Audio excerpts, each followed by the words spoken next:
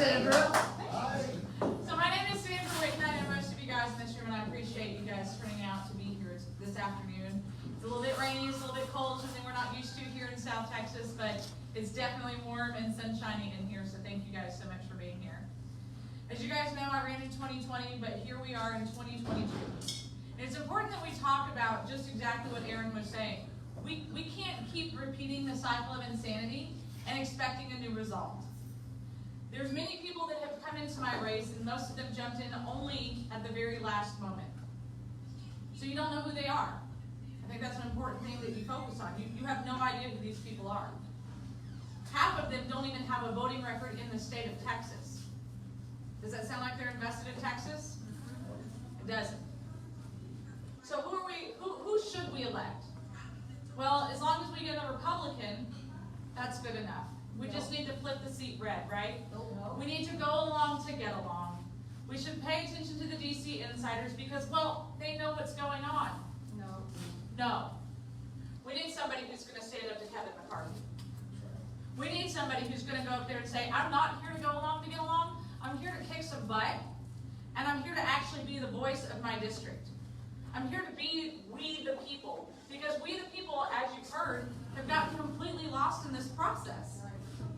When did we give away our government? This is our government. It was founded for us, to keep them in check, to keep your future elected officials in check. We have a constitution not to give us a boundary, but to give them a boundary. One of the things that we see in Washington, D.C., and Colonel West can attest to this as a former congressman, is that we've overextended ourselves in Washington, D.C. We've decided that we have to take up all of the time, and we have to take up all of the rules, and we have to take up all of the states' rights away. That's not what we're supposed to do in Washington, D.C. In D.C., they're actually supposed to do as little as possible. That's what a small government looks like. We're supposed to repeal things back down to the states because the states have rights. The states have rights. The states have all of the power. Without the states, there is no Washington, D.C. That's something that we've forgotten here in Texas. We give all of the power to Ted Cruz. We give all of the power to John Cornyn. And what favors have they done to anybody in South Texas? You might see them once a year for a campaign photo. And that's it. And they move along. 9 times out of 10, you don't know that your elected officials are in town because they don't have the courage to face we the people. That's right. Is that who we want to send to Washington, D.C. on our behalf? Is that who we want to represent us in Washington, D.C.? Somebody who does not know the pulse of our district? Somebody who does not know what Texans truly stand for and Texans truly want? If the answer is no, then I hope that I have your vote.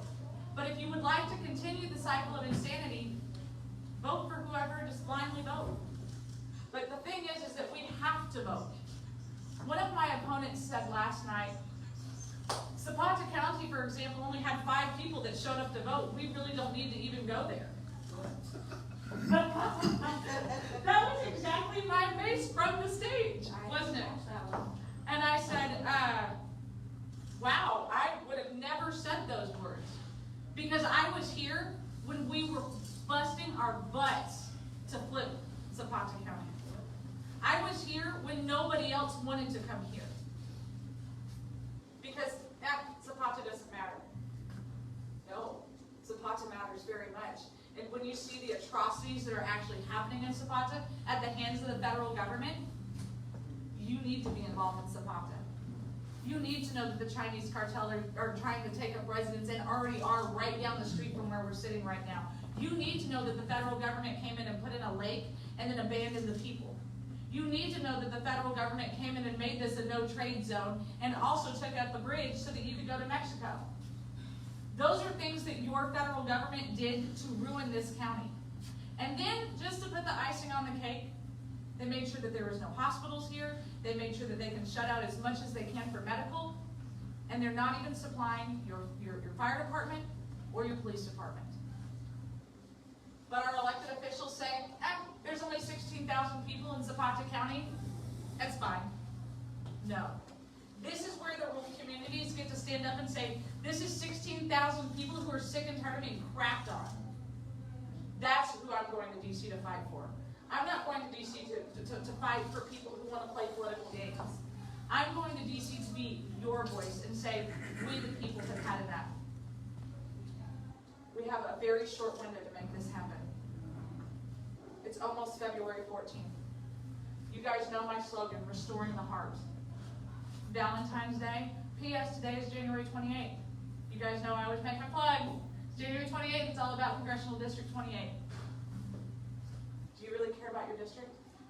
Do you care about what's actually happening on the border? Do you want to have politicians come in and say we just need to shut down the ports of entry and that's how we're going to make this Mexico's problem?